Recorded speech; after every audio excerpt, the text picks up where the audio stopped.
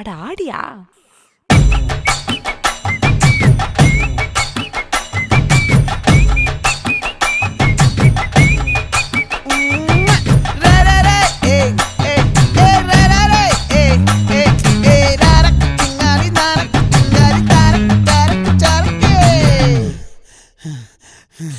விளைஞ்சிருக்கும் என் வெத்தலை கொடி, அட வளைஞ்சிருக்கும் ஒரு சன்னல் வெடி.